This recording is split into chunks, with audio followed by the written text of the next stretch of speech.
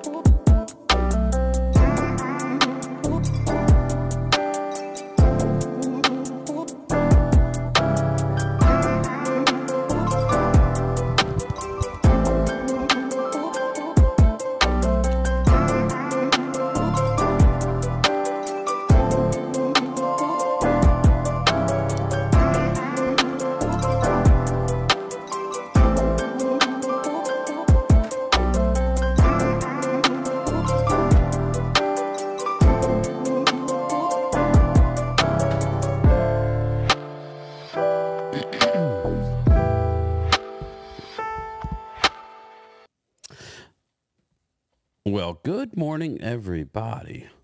Wow, that was weird. Good morning, everybody. Game Time Brian here, otherwise known as in 3 days. The mailman is back in the building. Yes, we return on a Friday. I know people are, why do you return on a Friday? Well, I work Saturday as well. So I'll work Friday, Saturday. Sorry, just waking up. Work Friday, Saturday. Off Sunday. And then I have a 4-day work week, Monday, Tuesday, Wednesday, Thursday, followed by my 3-day weekend. The following week, as I will be going to the RV show in Hershey, Pennsylvania. Yes, Arturo Gomez. I'm going to try and get you that interview with none other than Matt's RVs. We'll see. We shall see. I'll stop by his tent and at least get him on camera. We'll see. We'll see what kind of sport he is. But wow, Tuesday. We're sitting here Tuesday. We are literally 2 days away from football. Hard to believe it's here. I got some flack, not as much as I thought I was going to get. Eagles prediction. I thought I'd get more. I picked them to go 10-7. Listen, that's just my opinion. There's just way too many question marks with that defense. Okay. You know, I'm good. As soon as I get done this video, I will do my cowboy prediction, a schedule prediction.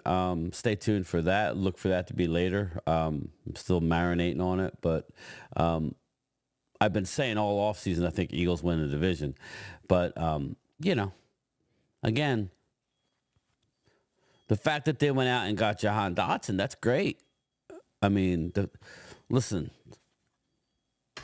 He hasn't done much in the league, but that's the best they could have done as a number 3. Howie's trying to make sure that offense is the key. They need to score 30-plus points a game to take pressure off of that defense. It's good to have defensive tackles and all, but this is a passing league. And teams are going to score points. So I'm very concerned about the linebackers. Now, again, you score 30, that's going to help out the defense. No doubt. But without a Hassan Reddick, you know, yes, you do have some decent pieces on defense. I'm not saying that you don't. But there's just a lot of question marks, you know. You got a Kellen Moore coming in. Did not do a great job last year at all with Keenan Allen, Mike Williams, Austin Eckler. Didn't even use Austin Eckler the way he should have used Austin Eckler. Justin Herbert. I mean, just an explosive offense. Not quite as talented now, you know, as the Eagles. So I'll give you that. But you saw what he did with Dallas with a far less talented offense. So we'll see. It all comes down to the quarterback being able to pick up the offense and running his offense. We don't know a lot. We know he's running some read option. Okay, well, that's not Kellen Moore then. Is he, we can't just assume everything's going to be golden. He's going to do well, but there's going to be some growing pains. And then you go on the defensive side of the ball. You got Vic Fangio. I hear what a lot of people are saying. Twiz, my guy, you always got his back. I'm not here to crap on Fangio. I'm just saying we don't know. He needs to have the pieces on defense. You're relying on a bunch of rookies. And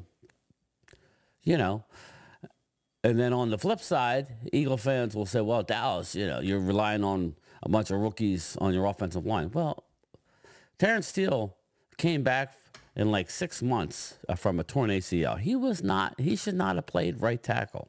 That was on the organization. Absolutely. He is far and away looking better. Now, he has to prove it, but prior to the injury, he was playing at a Pro Bowl level. So, I don't understand that. Cooper Beebe, if anybody is a Cowboy fan knows that Tyler Biadasz struggled at center, which is why he's not here. If Dallas wanted him, they would have kept him. He didn't make that much money. It's not like we were over the cap. We still have a lot of money under the cap. The cap is just a number of people. If they want to keep somebody, they'll keep him. Tyler Biadasz was a problem. He kept getting pushed into Dak's face. That's a fact. That hurt the running game. We had little to no running game last year. Okay, Tyler Smith was a bright spot. Tyron Smith was hot and cold. How many times you got to talk about it? But if that's the one position you're going to give me, I would say left tackle could be a concern game one. But I think he's going to struggle at times. He's going to need help. It's called coaching, and coaching wins. The one thing Mike McCarthy, you cannot argue Mike McCarthy. He is a winner, at least in a regular season. Oh, and by the way, he does have a Super Bowl. Okay, the only Super Bowl Aaron Rodgers has ever won, and he's talked about as being the GOAT, yet he's only won one. Under who? Mike McCarthy. Mike McCarthy knows how to win games. We bring back the offensive coordinator, who, oh, by the way, is Mike McCarthy. So stay tuned for that video. I still don't know exactly what I'm going to do. We're close to the Eagles. Do we tie with the Eagles? Do we come up just a little short, or do we take the division? Stay tuned for that. Make sure you like this. Comment whether you agree or disagree. Again, these are all opinion-based. I'm the one that's on camera, people. I nailed the Eagles schedule last year. That I know. I was one off from the Dallas schedule. I took a win away when they lost Diggs, and they still won 12. Easy schedule, I get it. So, I'm the one on tape. I'm the one that's out there sticking my neck out there. It's easy to sit back and go, you're ridiculous. Hamid, you're calling for 13, 14 wins. You're the same guy who, when the Eagles started tanking last year, you never came back to the channel. You went and hid. You went and hid into a cave. I'm just telling you what all the subscribers were saying. Where's Hamid? You can't be that way. You can't be flexing when you're winning, and then when your team goes nosedives in an embarrassing fashion, loses 7 games in a row to end the season, and then come back a couple weeks later after the season or it was more like a month later, and say, oh, Dallas sucks. We're winning 13, 14. There's a lot to prove on the Eagles side. Okay, a lot to prove. Saquon Barkley, look at the numbers. He's explosive, but he isn't going to give you that many wins. But we'll see. That's what makes the season fun. That's what makes it fun. If I predict 10 and they win 11, okay, was that bad? When you guys were saying 14 last year, I was right. I said 11 for the Birds. And, you suck. What are you doing? Who was right? And we'll be able to look back on this. I just want you guys to be here and don't go hiding like Hamid did last year when it all goes south. And if it doesn't go south, I'm going to be here. You can rely on me to be here. So, all right, that out of the way. Circling back, Vinny Hagan. We're going to circle back to the Cowboys. There's a couple guys that I want to hear from. I'm going to stay on the defensive side of the ball. We know Jake Ferguson, right? We know he's a top flight, a tight end. He's emerged. He came on the scene last year. Now I expect him to continue. I want to listen to DeMarvin Overshown. I want to hear Overshown. Let me unmute it. I want to listen to him and see what kind of headspace he is in going into a big year for the Cowboys defense. Under Mike Zimmer, new defensive coordinator, not new to coaching in Dallas, not new to his MO when he comes into a defense is he turns it around immediately. He's taken over a top 10 defense from last year who lost rotational pieces and a two-down player in Jonathan Hankins. That's who they lost. And they went out and you got a lot of bodies. They threw a lot of bodies at the situation. We'll see how it works out. Great. It's game week. Man, it means the world, especially when you look back to where I was last year and watching.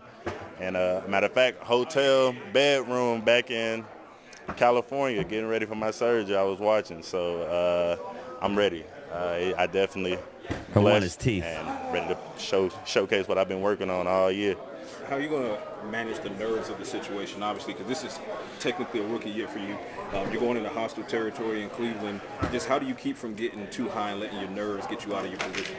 I mean, basically just going there with a level-headed mind, knowing what we're coming into, knowing, okay, this is the first game of the season. Everybody amped up to play. But, you can't be too far into your head where you out there making mental errors. So basically going there grounded, knowing that, hey, I'm here to take care of business, but at the same time, I love this. This is what I do for fun, and, I'm going to go out there and take care of business. Some guys, after they have traumatic injuries, are a little bit slow to get comfortable again and to kind of trust stuff. First play of training camp, you sprinted right down the middle, and immediately it was like a shot out of a cannon. What was your mentality for that, and did you ever have any nerves about trusting things again, or was it just, hey, I'm going to go full go? It really wasn't even nerves about just trusting the knee. It was just like, man, I ain't played football in 2 years, like a real game in 2 years. So, but, football is football at the end of the day. It's a mentality thing. If you want to go hit some one play, then you're going to go hit some. If you too far in your head and thinking like, oh, this injury is probably holding me back, then you're going to play like that. But one thing going into this Cleveland game, knowing I practice against, the best every day. So whatever they got for us, I'm pretty sure I done seen it here with the talent we got on this roster. So going into that game knowing that I just got to do my 1/11th on the team. Demo, talk about the mental process of coming back and how you kind of picked yourself up after all of that and what got you through to this point. First of all, I'm a God-fearing man. So just praying and knowing that, I'm right where I'm supposed to be. He ain't make no mistakes. The man didn't make no mistakes. I watched that play where I tore my ACL, and it was a routine tackle. So coming back off that, knowing that I can't let a routine tackle, detour me from what I'm blessed to do, and that's do this, play football, hard, fast, and physical. That's all I know. So basically just training throughout the whole process, knowing when I get back on the field, ain't no running slow. It's back to Demo. Yeah.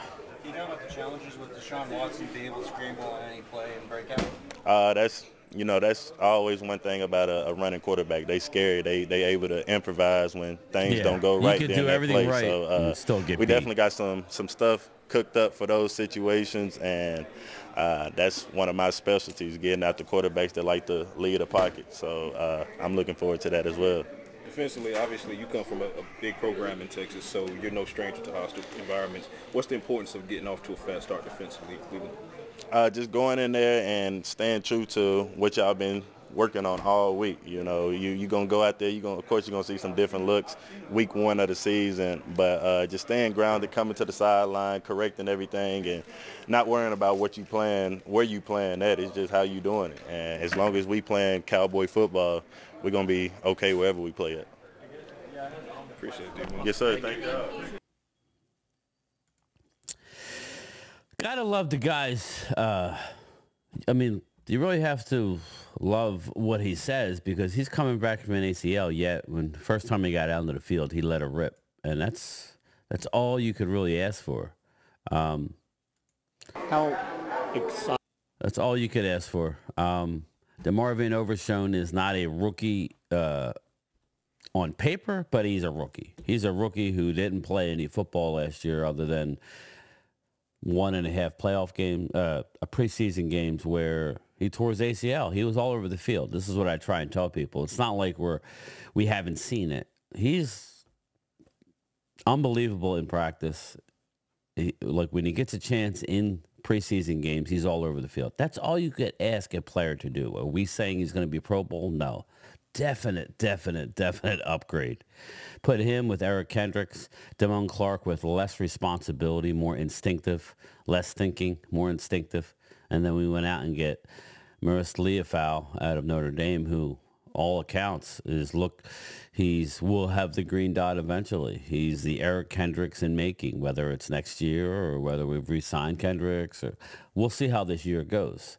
But I trust Mike Zimmer. Mike Zimmer is a no frills. He will tell you what he thinks. You will know where you stand with Mike Zimmer. There will be no, I think we're this and we'll be that. Okay? Mike Zimmer is laid out there. These players know where they stand, and he will be honest with people. Why do you think him and Mike are getting along? Because it's well documented that they sit down every day before practice and talk, because he knows how talented Micah Parsons is, even if some of the trolls out there want to hammer Micah.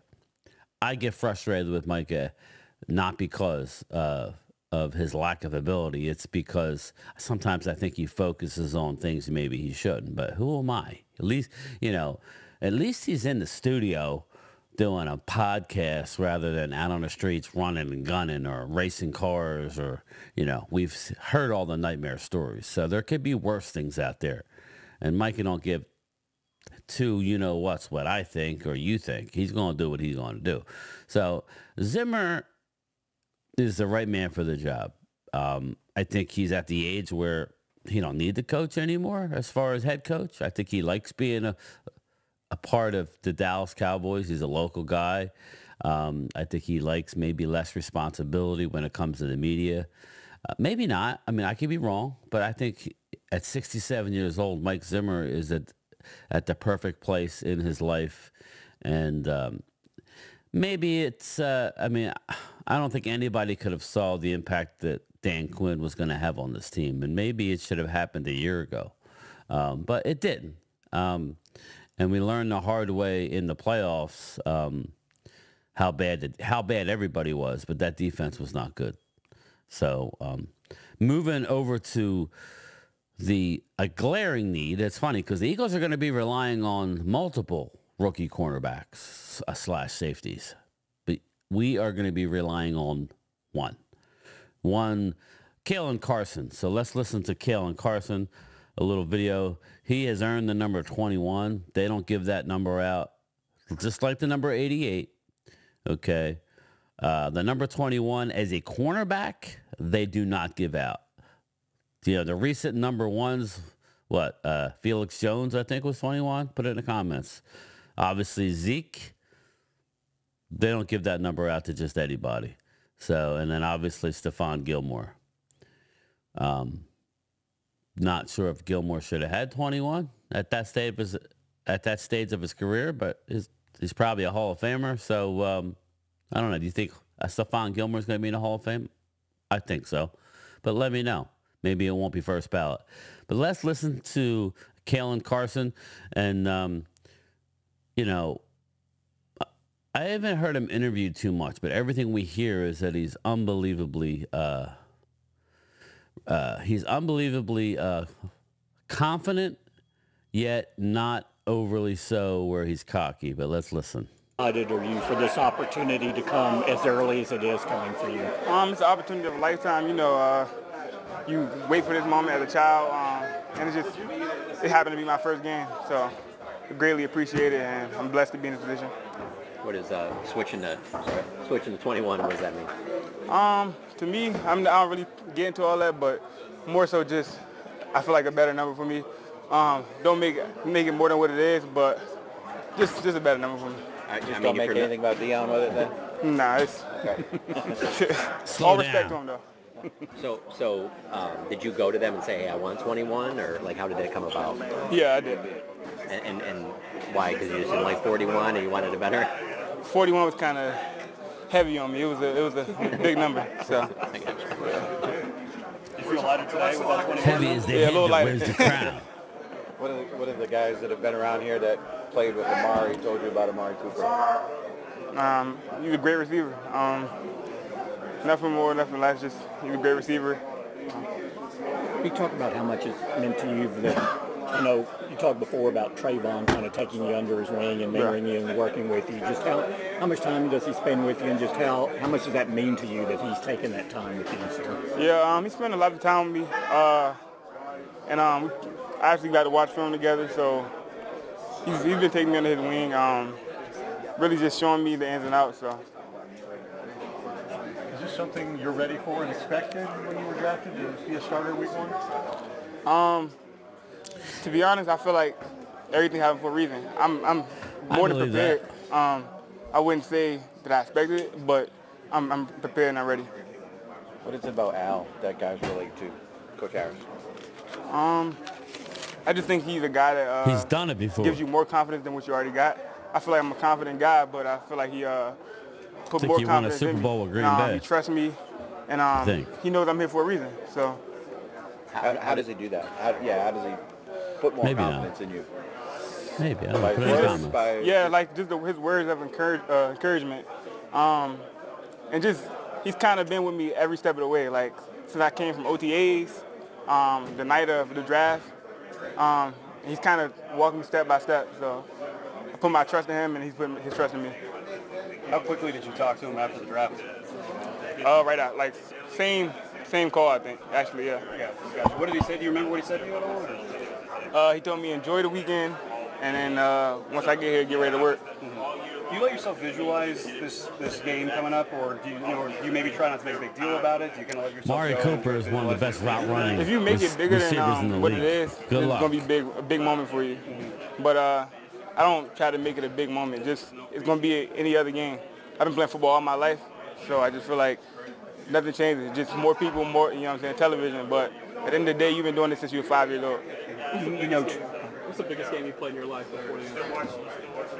Biggest game? Well, I would say matchup game, Keon Coleman, Florida State game. What did you learn from that experience? That was a great game. That was Florida State really just just don't make the moment too big. I feel like that game I didn't make the moment too big, and we just competed. So at the end of the day, that's what I'm here to do, is just compete. Did you expect to? We talked in training camp. You said you've been an underdog all your life. You feel like you're an underdog here coming into the first game as well with these two established guys. Hopefully he says yes. I feel like like I said, I always am the underdog. Good. Right now, but I don't really look at it, so really That doesn't means you have still no got a like lot to do. meaning to me or anything. Put Did the you work expect when you in. got to Wake Forest to play as early as you did, and maybe can you draw back on that experience a little bit as playing? I actually didn't. So back in college, I definitely didn't think I was going to start as a freshman. But once I got going, then I realized, like, okay, I could do it. And then once it happened, it was like, it's cake, it's good. Yeah, can you draw on like that experience maybe this weekend as well, or? Yeah, that's what I'm trying to do. You know the way it works too. A rookie corner, not just you, anyone. A quarterback's going to go at him. You just expect that he's going to come at you early and see what you have and see how you hold up. Yeah, I think I'm more prepared though. So I spent OTAs this whole summer, camp and all that, preparing against our own receivers. So I think I'll be ready. Well, listen, I like the kid's confidence. He's going to have his struggles. Anybody that thinks that a rookie corner is not going to have it, I would be hypocritical of me to say he's going to come in and be lights out. Yet Kenyon Mitchell and Cooper Jr. are going to ball out, or not going to ball out. That's not cool. I think they're all going to struggle. Most corners do struggle, but I mean, it's how you get back. Limit the big plays. He'll be helped by scheme. He'll be helped by Malik Hooker. He'll be helped by his teammates. That's what it's going to be. Now, when you talk about having multiple young guys out there, you know, it is going to be a test. That's why I'm going back and forth with that Cleveland game, because Cleveland's really banged up right now. So stay tuned for my Dallas Cowboys schedule prediction. The Browns are banged up. Browns are really banged up. So it's like I'm going back and forth in my head. So I really got to dig into this. I'm going to finish this video up. I just wanted to give you the mindset of two guys that we're depending a really lot on, yet haven't played much in this league. Now we're going on the road against Cleveland, who is banged up, make no doubt. I think if we win this game, it's going to be our offense being able to move the ball. We cannot do field goals. I think we're going to lose by 10 points. So stay tuned for that. I'm still working through it, people, really. That's why I wanted to wait this year. Maybe it'll hurt me. Maybe I'm way off on my predictions. I have the Giants at 8-9. Washington at 8-9. I got some people saying the Giants are going to win 4 games. I don't believe so. They're too talented. Remember that. Please don't go nowhere. Okay? They're too talented on defense. Their offense, yeah, I know they're going to struggle, but I'm telling you they're going to be better. Not going to be a lot better, but they're going to win 8 games. And Washington has a ridiculously tough schedule. So I predicted 10 wins for the Eagles. Yeah, they could win 12. I'm sure they could. If they are scoring at an unbelievable clip, that's going to make it easier on their defense. And if Cooper DeJean doesn't kill you, and Kenyon Mitchell is good, and Ringo, now, you know, Keely Ringo is stepping up. If Darius Slay, you know, if your linebackers can play, there's a lot of question marks on that defense, who finished 31 against the pass last year, 30th overall. So that's where my concern comes with the Eagles. Yet I still gave them double digits. Again, you got to separate the fan, you know, from your brain. Vegas says they're a 10.5 win team. I gave them 10 because of all the flux on defense. And everybody thinks Saquon Barkley and Jahan Dotson's just going to, again, your offense is already elite. And yet it still struggled at the rate that it did at the over, you know, the last half of the season. It was really bad. So again, I know Jalen was banged up. I know. Again, we won 12 games having 4 guys out, you know, for the year with ACLs. 2 of them starters. So our number 1 defensive guy, we still won 12. I know we had an easy schedule, but excuses are like, you know what? Everybody has one, and they usually stink. So, but anyway, that's it. I'm going to end this video, and then I'm going to go into my schedule prediction for the Cowboys. Stay tuned. Will the Cowboys win the division for the first time since 2003, 2004 Philadelphia Eagles? Will they tie and come down to tiebreakers, and who the hell knows? Or do they come up just a little short but still make the playoffs? Stay tuned for that. Game Time Brian, otherwise known as the Mailman in 3 days. I'm back, baby. I'll talk to you later. Peace.